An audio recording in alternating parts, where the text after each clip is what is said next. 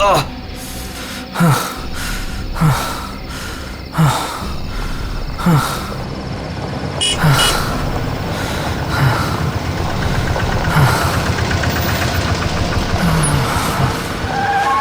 हुआ भाई?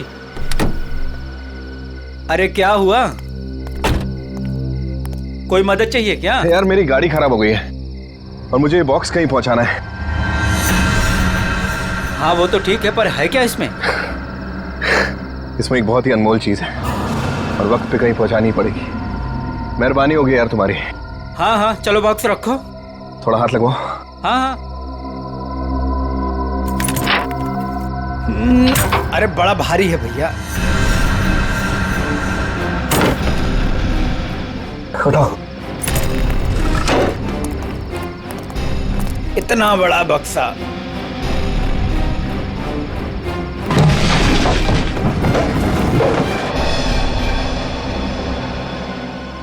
ये एड्रेस है, इस बक्से को इस जगह छोड़ देना। क्या मतलब है? आप नहीं आ रहे हो? एक मिनट, ये कुछ पैसे रखो, इसे सही जगह पहुंचाओ। बक्सा उतारिए। हाँ? मैंने कहा ना बक्सा उतारिए। अरे मुझे नहीं करनी आपकी मदद। अरे बेवकूफ समझा आपने? हाँ, बक्से में क्या है क्या नहीं है। तुम ये सब रखो यार, लेकिन टाइम पे बक्सा जिस एड्रेस पे बोला है वहां पहुंचा देना। हाँ देखिए मेरी एक शर्त है, बक्सा खोल के देखूंगा मैं। अरे यार। क्या है क्या नहीं है इसमें। सुन मेरी बात सुन, मेरी नौकरी चली जाएगी, इसे मैं नहीं खोल सकता। बस पास में ही तो जाना है, प्लीज लेके जाओ ना यार। ठीक है भाई, भरोसा करता हूं मैं। इंसान इंसान के ही काम आता है।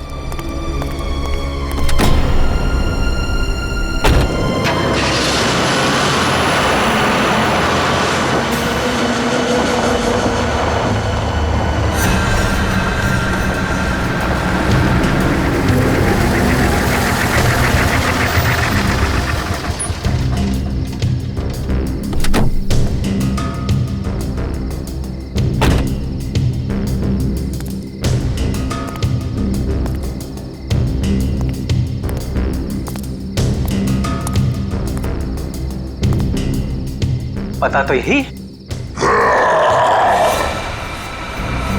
कैसी चीख! अपने को क्या बक्सा यहीं उतार के चलता।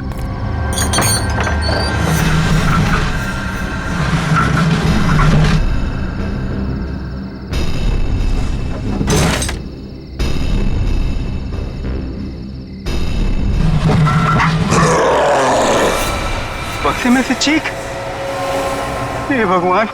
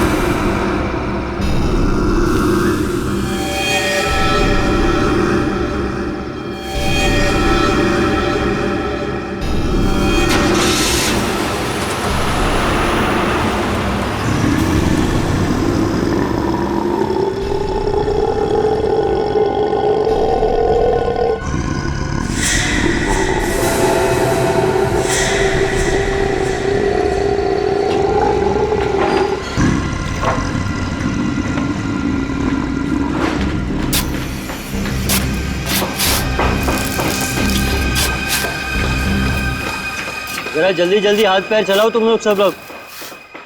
15 दिन में ये बिल्डिंग पूरी करके देनी है हमें, वक्त नहीं है हमारे पास। और सोनू, तू इतना सुस्त क्यों है? खाना वाना नहीं खाता क्या? चल जल्दी काम कर। कौन है वहां पे? मैंने पूछा कौन है वहां पे? अभी तो बिल्डिंग का काम भी खत्म नहीं हुआ है और अभी से बिल्डिंग टूटने लगी। सोनू जरा देख तो।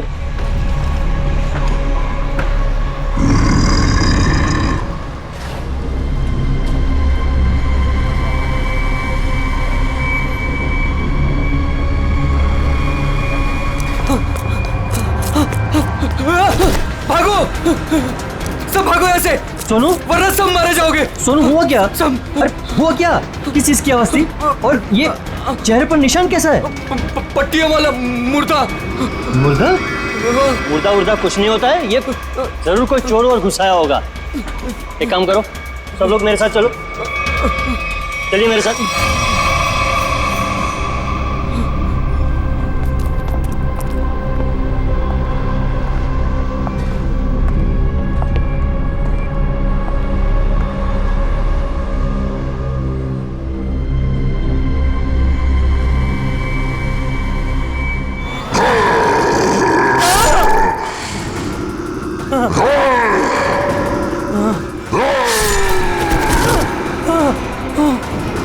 भागो भागो, सब यहाँ से भागो, पट्टियों वाला मुर्दा, भागो।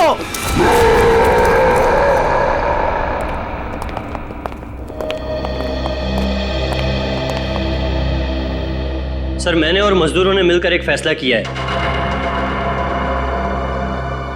कैसा फैसला? कि हम आपकी बिल्डिंग में अब काम नहीं करेंगे। तुम क्या बकवास कर रहे हो तुम? सर, लगता है आपकी नजर कमजोर हो चुकी है, इसलिए मेरे चेहरे पर ये निशान आप देख नहीं पा रहे। ये हाँ, शराब पी के झगड़ा किया होगा। सर, ये उस आत्मा की देन है जो आपकी बिल्डिंग में है। आत्मा? क्या बकवास कर रहे हो तुम? हाँ? मैं जानता था कि आप मेरी बातों पर विश्वास नहीं करेंगे, इसलिए मैं साथ में सोनू को भी लाया हूं। सोनू,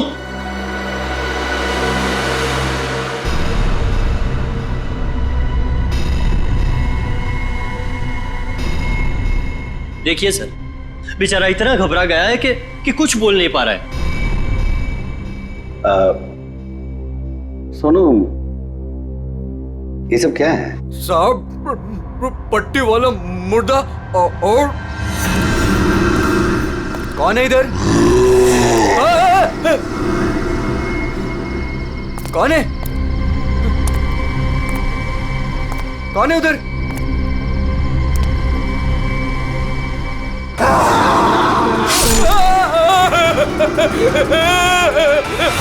मुझे लगता है कि तुम सब लोग काम कम और नशा ज्यादा करते हो, तभी ऐसी बहकी बहकी बातें कर रहे हो। सर, अगर हमारी बातों पर यकीन ना हो तो कोई दूसरे मजदूर रख के क्यों नहीं देख लेते? जब वो अपनी आप बीती सुनाएंगे तब तो आपको विश्वास हो जाएगा ना। बिल्कुल रख लूंगा। इस शहर में मजदूरों की कोई कमी नहीं है। इस शहर में काम की भी कोई कमी नहीं है।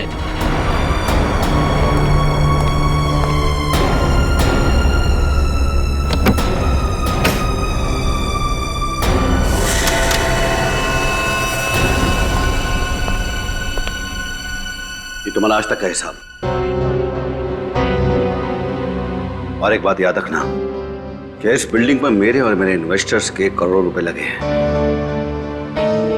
तो तूने बाहर जाकर इस बिल्डिंग के बारे में कोई बकवास की या कोई झूठी अफवाह भी फैलाई तो फिर मुझसे बुरा कोई नहीं होगा। दिनेश, पैसे कोई पेड़ पे नहीं उगते, समझे? हाँ, और हम तुम्हारे फाइनेंसर हैं, कोई एटीएम मशीन नहीं कि जब दिल में चाहा कार्ड डाला और पैसे ले लिए। देखिए, आप लोग बेवजह भड़क रहे हैं। बेवजह? तुमने कमिटमेंट किया था, अब तक बिल्डिंग तैयार हो जाएगी, क्या हुआ? हाँ चंदू, मैं बिरयानी बना रहा हूँ, कोई 2 मिनट में बनने वाला बर्गर नहीं। जब आप लोग बिल्डिंग की क्वालिटी देखेंगे तो आप लोगों को खुद ब खुद ये एहसास हो जाएगा कि आप लोगों का पैसा बिल्कुल सही जगह लगा है। हाँ, पता चल रहा है कि इन्वेस्टमेंट कहाँ पर हो रहा है। वैसे काफी अच्छी पार्टी थी आपने अपने शादी के सालगिरह की। और नताशा, एक्सक्यूज मी, आप सॉरी सर, मैं आप लोग को तो अपनी फ्रेंड से मिलवाना ही भूल गई। Meet come. She is Tina, Swati. बस हमें किसी से नहीं मिलना। दिनेश, इस बार अगर तुमने जबान पलटी ना, 15 दिन मतलब 15 दिन, दैट फाइनल। हाँ, 15 दिन पक्का। और हाँ, 15 दिन से ज्यादा हुआ ना तो तुम्हारा घर और भाभी जी के गहने बेच करके अपने पैसे हम लोग वसूल लेंगे, समझा? अरे पक्का कहाँ? दिनेश सुनो ना। एक्सक्यूज मी, आपकी भाभी बुला रही है, मन से। एक्सक्यूज मी, जल्दी आइए ना। क्या है? दिनेश देखिए ना, मार्केट में नया हार आया है, आप कभी लेकर देंगे मुझे ये? बस हार और गहने हैं। इन चीजों के अलावा तुम्हारे लिए और कोई चीजें इंपॉर्टेंट है ही नहीं। पति जिए या मरे तुम्हें कोई फर्क नहीं पड़ता। मन तो करता है कि तुम्हारा गला दबा दूं। क्या बात है पापा, आप मम्मी पर इस तरह से क्यों चीख रहे हैं?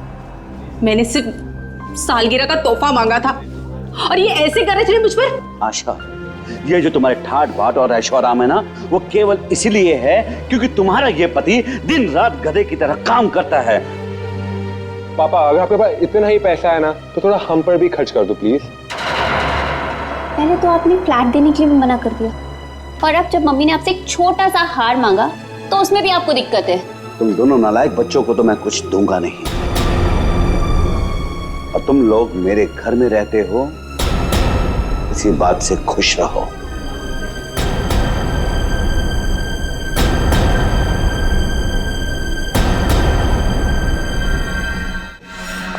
नहीं चाहिए मुझे नकली जेवर। जिंदगी भर मुझे नकली जेवर ही दिए हैं। एक छोटा सा हीरे का हार ही तो मांगा था मैंने।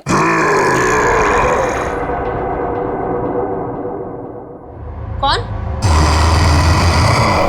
कौन है वहां? कौन है वहां? कौन है वहां?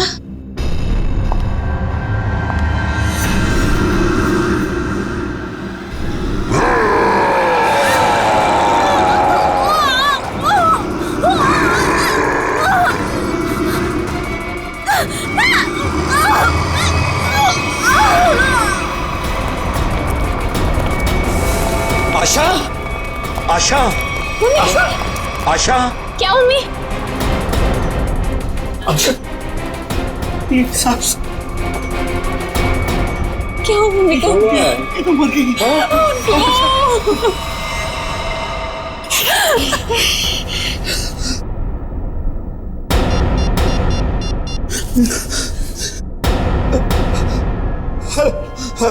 Hello CID.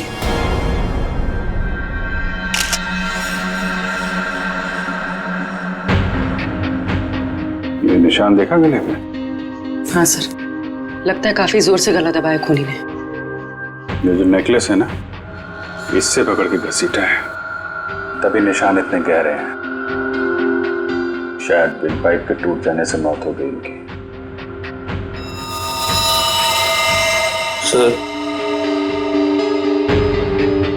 सर खून के निशान कॉरिडोर में यहां तक आए हैं, और आशा जी की चप्पल। अपने आप को बचाने में बहुत स्ट्रगल किया होगा इन्होंने, पर खूनी ज्यादा ताकतवर निकला। Excuse me, excuse me. एक सेकंड, एक सेकंड।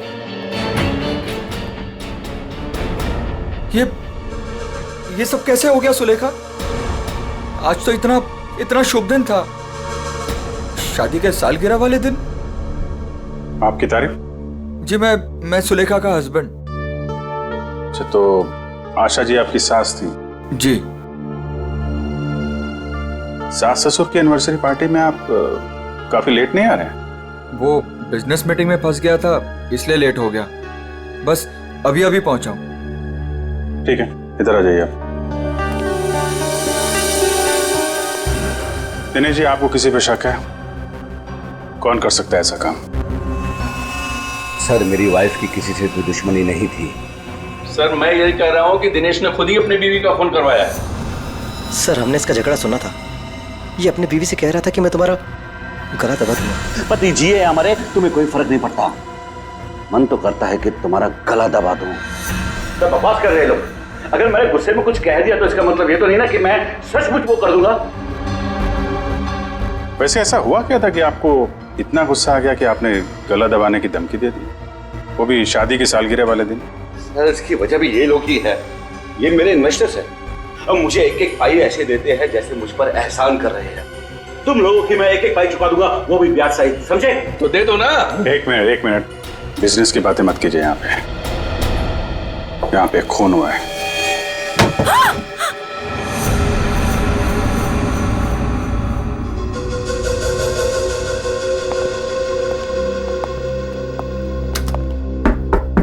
कौन है अंदर? दरवाजा खोलो।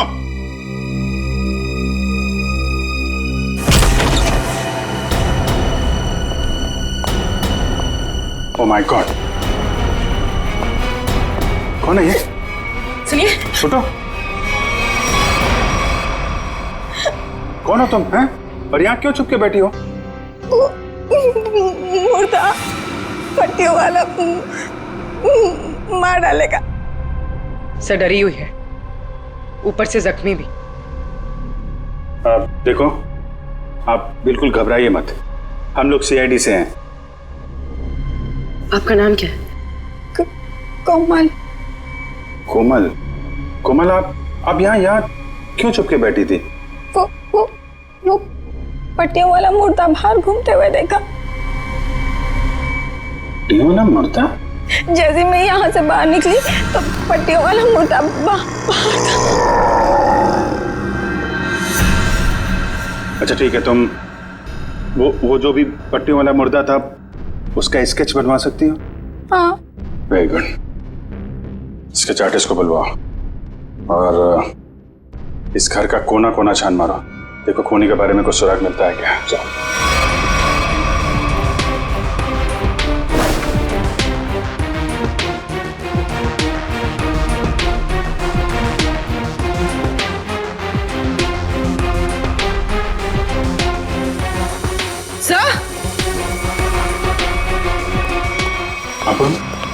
सर ये पट्टी मिली है। क्या? यहाँ पर। कोमल ने देखा पट्टी वाला मुर्दा और यहाँ पे पट्टी का टुकड़ा मिला। सर स्केच तैयार है। तो ये है वो पट्टी वाला मुर्दा। इस मुर्दे का और इस पट्टी का क्या राज है, जल्द से जल्द पता लगाना होगा। गले का हार बेचारी का फांसी का फंदा बन गया। जैसे ही खूनी ने हार खींचा, बेचारी कुछ नहीं कर पाई। सर वो आदमी गले का हार छीनने के लिए आया था, ऐसा लगता नहीं? वही तो सचिन, वही तो राज है। बड़ा अजीब तरीका ढूंढा खून करने का यार। हाँ जयवंती, डॉक्टर साहब को जरा स्केच दिखा। Yes sir. ये देखिए सर, ये मम्मी की ड्रेस है। मम्मी मतलब माँ? मम्मी नहीं फ्रेडी, मम्मी। हजारों साल पहले जब इजिप्ट में राजा महाराजा मर जाते थे तो उनकी बॉडी को एम्बाम कर दिया जाता था। अलग अलग तरीके की सीक्रेट्स, दवाइयां, मरहम, बाम वगैरह लगा दिया जाता था उनकी बॉडी पर और बाद में इन पट्टियों से उसे ढक दिया जाता था। इससे मम्मी सड़ती नहीं थी। मर गए मतलब हजारों साल पुरानी लाश यहाँ पे आ गई और एक के बाद एक खून कर रही है। तो शायद अगला खून तुम्हारा होगा। मेरा हो गया, अब चुपचाप खड़े रहो। और एक बात ध्यान में रखो, मम्मी कभी सड़ती नहीं है और ना मम्मी कभी जिंदा होती है। अच्छा सर, ये जो पट्टी का टुकड़ा हमारे हाथ लगा है, कहीं ऐसा तो नहीं कि ये खूनी के साथ हाथापाई के दौरान आशा जी के हाथ आ गया? नहीं, ऐसे नहीं हुआ। तारिका जी, आप ठीक है वहां पे? नहीं। फिर एक सीआईडी ऑफिसर बोल रहा है कि इनके हाथों में पट्टी आई थी, मतलब आई थी। सीआईडी ऑफिसर आसमान से उतरता है क्या? उससे गलती नहीं हो सकती। ये पट्टी का टुकड़ा जो आप लोग लेकर के आए हैं, ये हाथापाई में नहीं फटा है। अगर हाथापाई में फटता तो सीधा नहीं फटता, टेढ़ा मेढ़ा फटता, समझे? और ये टुकड़ा कोई मामूली टुकड़ा नहीं है। 1500 साल पुराना है ये टुकड़ा। 1500 साल? 1500 साल? 1500 साल? जी, किसी ने मम्मी की पट्टियां खरीद ली हैं। कहां से सालूं के साहब? ये इजिप्ट से? अरे यार, लोग पुरानी मम्मियां खोद खोद के निकाल रहे हैं और चोरी छिपे बाजार में बेच रहे हैं। ऐसी एक मम्मी शायद इंडिया में आ गई। बाप रे, लेकिन सर ये खूनी मम्मी बना क्यों होगा? हल्ला मचाने के लिए सचिन, हल्ला मचाने के लिए। ये खूनी चाहता है कि लोग उसे देखें और जोर जोर से चिल्लाए, मम्मी आ गई, मम्मी आ गई। ये खून उस खूनी मम्मी ने ही किया है और वो पट्टी का टुकड़ा जानबूझकर छोड़ गया है हमारे लिए सबूत।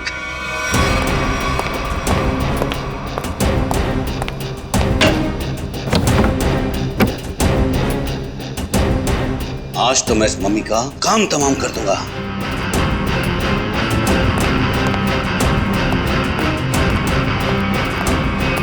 सर, ये सोनू है, दिनेश की बिल्डिंग में काम करता है। अच्छा, सोनू साहब कोई पैसा वैसा नहीं था दिनेश साहब के पास, कंगाल थे वो। एक मिनट, कंगाल थे वो, कोई पैसा वैसा नहीं था दिनेश साहब के पास, क्या मतलब क्या है? नहीं साहब, वो तो सर से लेकर पांव तक कर्ज में डूबे हुए थे, और उस बिल्डिंग की वजह से। और जब से उस पट्टी वाले मुर्दे ने हम लोगों पे हमला किया है, उस बिल्डिंग का काम भी बंद पड़ा हुआ है। पट्टी वाले खूनी ने तुम पर हमला किया? तुम पर? सर, कहीं ये वही तो नहीं जिसने आशा जी का भी खून किया? हो सकता है, बिल्कुल हो सकता है। वैसे वो पट्टी वाला खूनी दिखता कैसे है? सर, पट्टियों में लिपटा हुआ, एकदम सड़ा सा मुंह, चेहरे पे खून लगा हुआ था जैसे उसको कोई चोट लगी हो। मतलब उसकी सर आवाज भी बहुत अजीब सी थी, उसकी सर आवाज भी।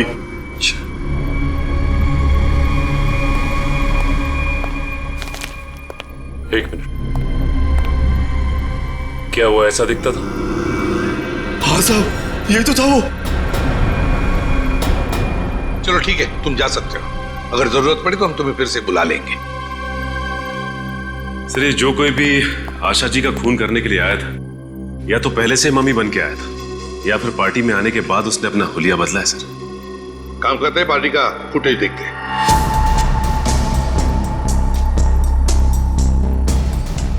एक मिनट, पॉज करो। ये देखो, ये है ना महेश, आशा जी की बेटी सुलेखा का पति महेश। हाँ सर, लेकिन ये तो कह रहा था कि आशा जी की मौत के बाद आया था ये पार्टी में। झूठ बोला हमसे, वो झूठ बोला। जयवंती सर, फोन करके बुला लो उसे अभी, इसी वक्त।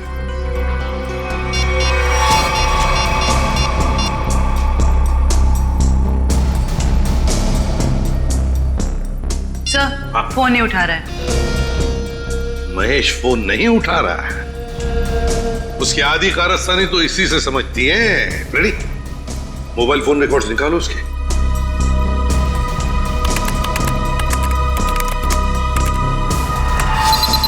सर, ये रहे महेश के फोन कॉल रिकॉर्ड्स। 40 बार फोन किया है एक ही नंबर पे, और ये नंबर तो उसके सासू माँ का है। सर, सासू माँ से इतना ज्यादा लगाव? इस महेश से मिलना पड़ेगा। महेश। एक्सक्यूज मी,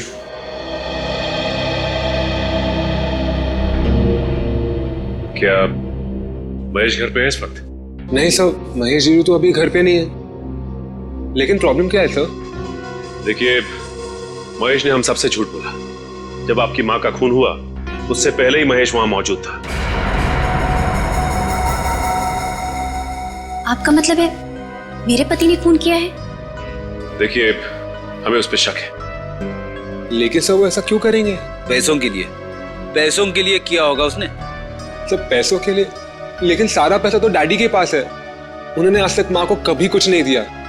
तो फिर महेश जी जो क्यों हत्या करेंगे मेरी मॉम की? अब ये सब कुछ तो हमें महेश ही बताएगा। लेकिन हाँ, अगर महेश आपसे कांटेक्ट करता है तो हमें खबर कीजिए। और फ्रेडी, इस महेश का मोबाइल ट्रैक करो, सब पता चल जाएगा।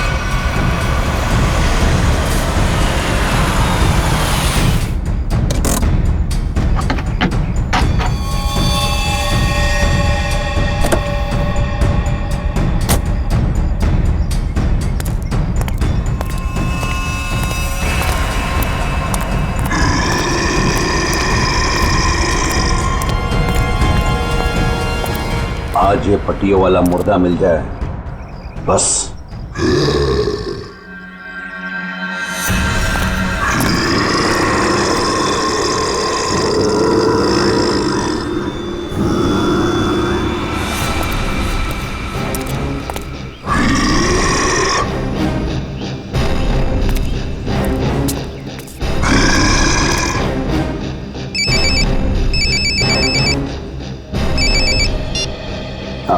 हेलो। हाँ हाँ हाँ जीतू भाई, हाँ आपके लिए खुशखबरी है। हाँ जी, बिल्डिंग का काम बहुत जल्द शुरू होने वाला है। कोई मजदूर वहाँ काम करने को तैयार नहीं है, क्या तुम वहाँ का सारा काम खुद करोगे? नहीं जीतू भाई, मैं उस वजह को ही खत्म कर दूंगा जिसके कारण सारे मजदूर डरे हुए हैं। आज उस पट्टी वाले मुद्दे का दी एंड है। मैं आपको बाद में फोन करता हूँ।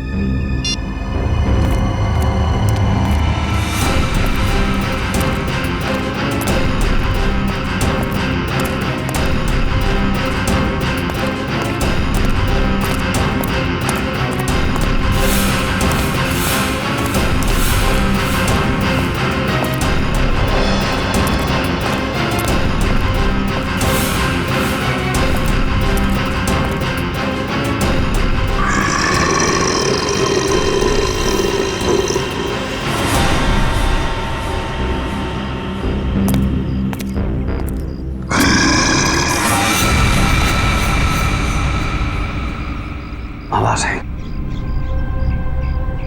यहीं से आवाज आई। पट्टियों वाले मुर्दे, आज तू बचेगा नहीं, आज तुझे छोड़ूंगा नहीं मैं। गोली मत चलाना। तो तू ही ये सब कुछ कर रहा है और तूने ही आशा को भी मारा। नहीं, मैं ऐसा क्यों करूंगा? मैंने नहीं मारा। तू यहाँ क्या कर रहा है? मैं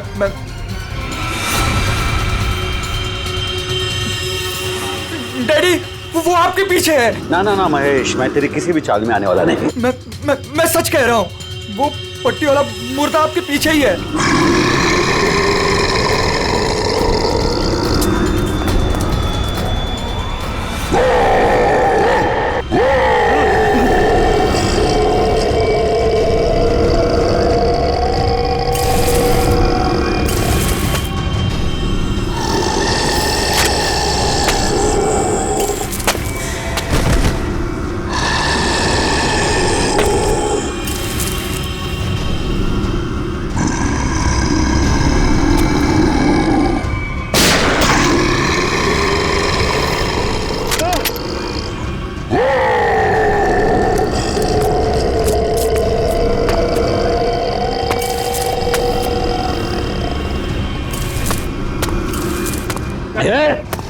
देखो भाई, तू मुझे माफ कर दे।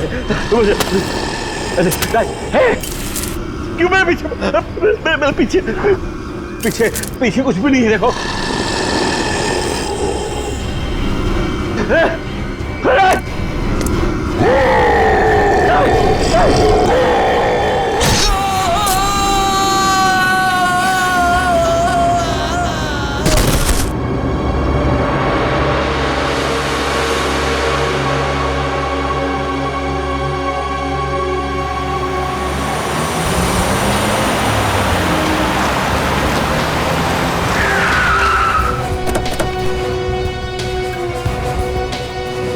सर, मोबाइल कंपनी वालों से पता चला है कि ये दिनेश का मोबाइल भी यहीं पे है। इससे पहले महेश दिनेश को नुकसान पहुंचाए, हमें उसे बचाना होगा। अरे सर, दिनेश, चलो देखते हैं।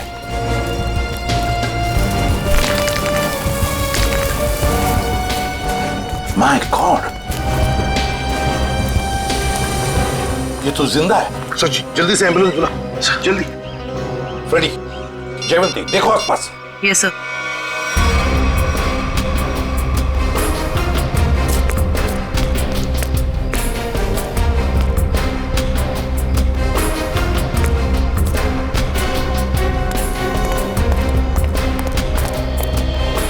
महेश सर। हाँ फ्रेडी, क्या हुआ? सर, महेश बेहोश है। महेश, महेश। सर, हाँ, ये गन पड़ी हुई थी यहाँ पे। सर, हम तो सोच रहे थे कि इन सब के पीछे ये महेश है, लेकिन ये तो खुद ही बेहोश पड़ा है। हाँ, ये तो महेश के होश आने के बाद ही पता चलेगा कि ये सब किसका किया कराया है।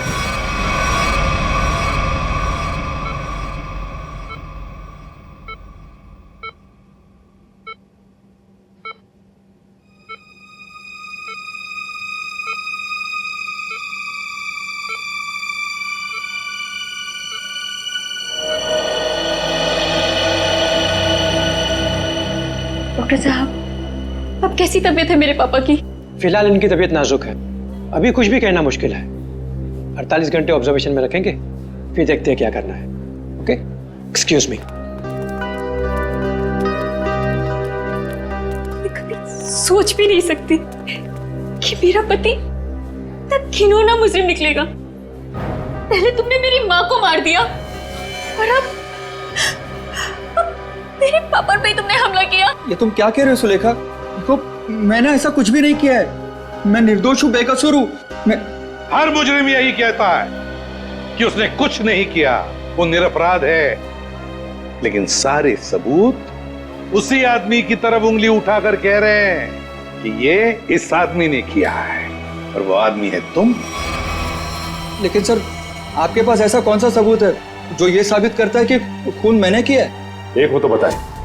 सबसे पहले तो तुमने हमसे झूठ बोला कि तुम पार्टी में देर से गए, लेकिन सीसीटीवी फुटेज साफ साफ दिखा रही है कि तुम पार्टी में पहले ही मौजूद थे, आशा जी की मौत से पहले। सबूत नंबर 2, 3 दिनों में 40 फोन किए तुमने आशा जी को, जबकि तुम उन्हीं के घर में रहते थे। इतने सारे फोन कॉल करने की वजह? और जिस वक्त क्राइम सीन पर दिनेश जी मिले, उस वक्त सिर्फ एक ही आदमी मौजूद था, वो तुम थे। मैं डर गया था सर, डर गया था। दरअसल बात यह है सर कि मैं नया बिजनेस चालू करना चाहता हूँ, और जिसके लिए मुझे पैसों की जरूरत थी, और मैं चाहता था कि वो पैसे मुझे सासू माँ जी दे दे। बस सर, इसीलिए मैं उन्हें बार बार कॉल कर रहा था, और कोई वजह नहीं है सर। तो इनके कहने का मतलब है कि ये पार्टी में पैसे मांगने के लिए गए थे आशा जी से, है ना? हाँ सर, उस दिन मैंने देखा कि ये लोग बिजनेस के लिए मुझे पैसा नहीं दे रहे, और सासू माँ को लाखों करोड़ों के गहने दिए जा रहे हैं। और तुमने गुस्से में आकर मार डाला आशा जी को? नहीं, मैंने उन्हें नहीं मारा। मैंने कहा ना, मैं उनसे पार्टी में बात करने गया था, पर मेरे बात करने से पहले ही उनका मर्डर हो चुका था। नहीं महेश जी, कौन विश्वास करेगा तुम्हारी इन बातों पर? पहले तुमने आशा जी को मारा, फिर दिनेश जी के पीछे पड़े, और वो भी कहां पर? अंडर कंस्ट्रक्शन बिल्डिंग में। ये गलत इल्जाम है। मैं वहां पर उनसे भी बात करने गया था, मैंने नहीं मारा। ऑफिस में नहीं जा सकते थे, घर में नहीं जा सकते थे? उनसे बात करने में ऑफिस ही गया था, पर जब मैं ऑफिस पहुंचा सर, तो वो निकल चुके थे अपनी साइट पे सर, इसीलिए मैं साइट पर चला गया। पर जब मैं साइट पर गया तो सर, मैंने देखा कि एक पट्टी वाले मुर्गे ने उन्हें धक्का दे दिया वहां से सर। आशा जी और दिनेश जी पर मम्मी ने हमला किया? हाँ सर। पंकज, ये तो उस आदमी ने किया है जो दुनिया को दिखाना चाहता है कि ये किसी इजिप्शियन मम्मी ने खून किया है। पर वो हमारे परिवार के पीछे क्यों पड़ा है? डॉक्टर साहब कह रहे थे ना कि इस तरह की पुरानी और महंगी पट्टियां आसानी से नहीं मिलती। सचिन, सेंट्रल स्टेट लेबोरेटरी से पता लगाएंगे कि पट्टियां कहां से और कैसे मिली है। मैं ACID से आपसे मिलना चाहती हूँ। डॉक्टर चारू, आप ही? हाँ, मैंने ही आपको फोन किया था। डॉक्टर चारू, इस पट्टी को पहचानती हैं? ओह माय गॉड, ये पट्टी आपको कहाँ से मिली? ये पट्टी तो हमारी लैब से चुराई गई थी। इस सिलसिले में एक डॉक्टर को काम से भी निकाल दिया गया। आइए।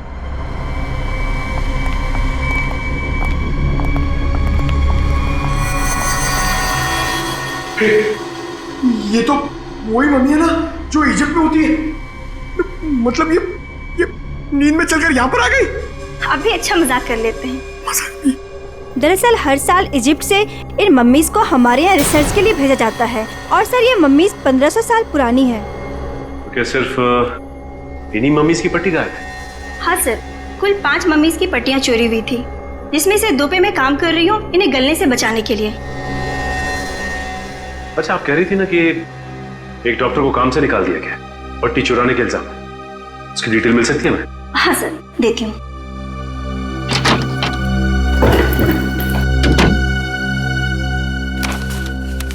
ये है सर मिस्टर ज्ञान, इन्हें काम से निकाल दिया गया। इन्होंने पट्टियां चोरी की या नहीं ये तो मालूम नहीं, लेकिन इन मम्मीज की देखरेख यही करते थे।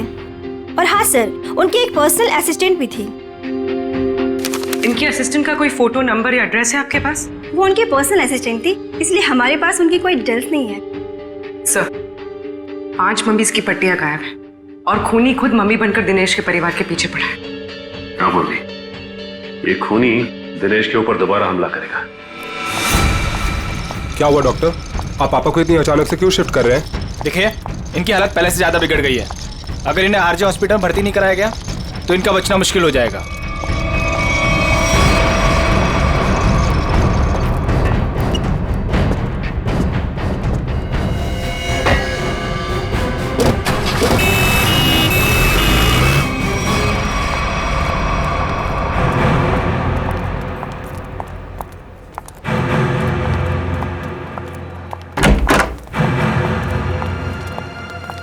दिनेश जी तो कहीं दिखाई नहीं दे रहे यहाँ पे। वही तो, चलो देखते। अरे डॉक्टर साहब। हाँ जी। ये पेशेंट मिस्टर दिनेश कहाँ है? हाँ जी, उनको तो डिस्चार्ज दे दिया है। क्या मतलब तबीयत सुधर गई थी उनकी? नहीं, तबीयत तो नाजुक ही थी, पर उनके परिवार वालों को शायद भरोसा नहीं था कि उनका यहाँ अच्छा इलाज होगा। तो उन्होंने दूसरे डॉक्टर को फोन किया और वो यहाँ से दूसरे हॉस्पिटल ले गए। कौन से hospital? RJ hospital. RJ hospital, उसका नंबर तो होगा ना यहाँ पर? हाँ जी, रिसेप्शन पे होगा। चलिए आइए बात करा देता हूँ।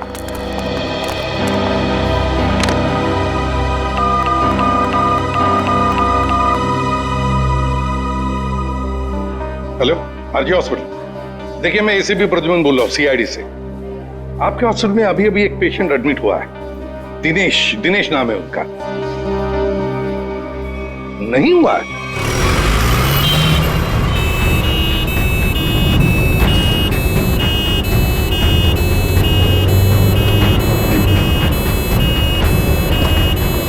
काम हो गया बॉस, तीर कमान से निकल चुका है। आप निशाना तैयार रखो।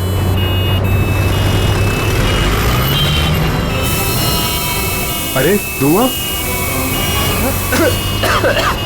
धुआं कहाँ से आ रहा है? अरे गाड़ी रोको, गाड़ी रोको, गाड़ी रोको।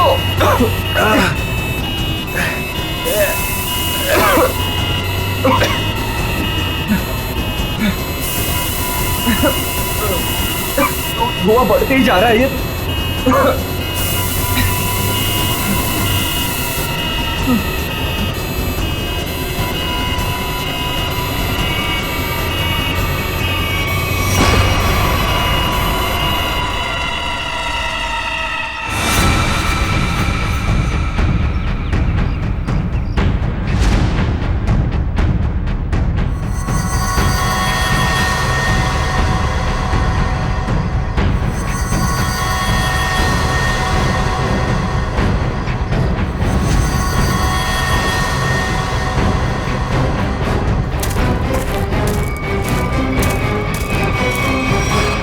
क्यों? अब तुम्हारे जीवन का मकसद पूरा हो गया? हाँ, पिछले 10 साल से मैं इसी दिन के तो सपने देखती आई हूँ। और देखो, आज मेरा सपना पूरा हो गया। नहीं नहीं, सीआईडी के रहते अपराधियों के सपने कभी पूरे नहीं होते। सीआईडी? क्यों डॉक्टर ज्ञान? पेशा डॉक्टर का और काम एक अपराधी का। अबे देख क्या रहे हो? उड़ाओ इन सीआईडी वालों को।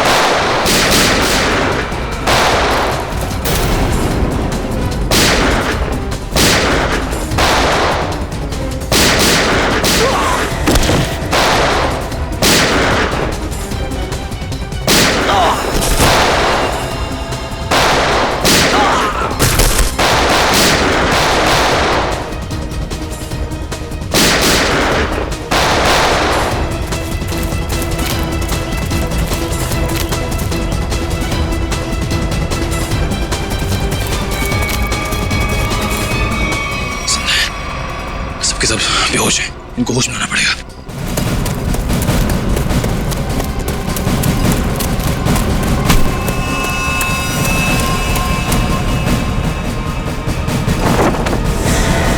तुम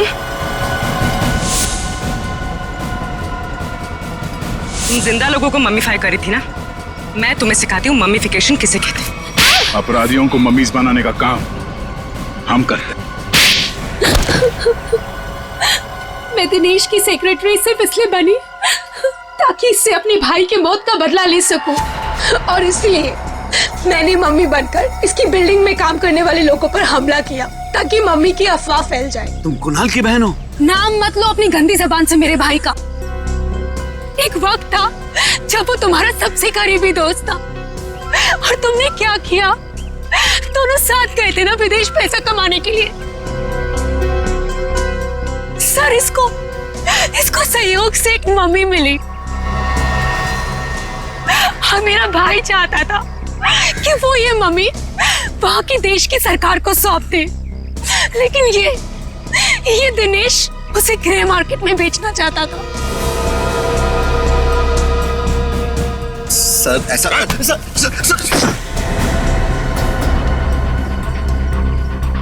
जब कुणाल ने कहा कि वो पुलिस के पास जाएगा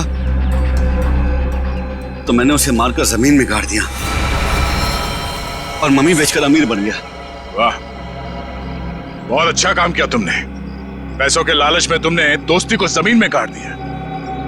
मुझसे गलती हो गई सर, मुझे माफ कर दीजिए आप। अब ये तो समझ में आ गया कि तुमने नताशा को नौकरी पे इसलिए रखा क्योंकि तुमने कुणाल की बहन को देखा नहीं था। अगर ये बात समझ में नहीं आई कि डॉक्टर ज्ञान इस सब में तुमने इसका साथ कैसे दिया? मैंने ये सब पैसे के लिए किया। पैसों के लिए अपराध के दलदल में कूद गए तुम। और नताशा, तुम्हें पता कैसे चला कि तुम्हारे भाई का खून इस दिनेश ने किया? जब कई दिनों तक भैया की विदेश से कोई खबर नहीं आई तो मैं उनका पता लेने के लिए इसके घर गई थी, और वहां मैंने सुना कि अपनी बीवी को बता रहा था कि किस तरह इसने मेरे भाई का खून कर दिया और उसे जमीन में गाड़ दिया। आशा ये सब पहले से जानती थी, और इसलिए मुझे उसको मारने का कोई पछतावा नहीं है। पछतावा होगा, तुम सबको बहुत पछतावा होगा जब कानून तुम्हें कड़ी से कड़ी सजा सुनाएगा, शायद फांसी।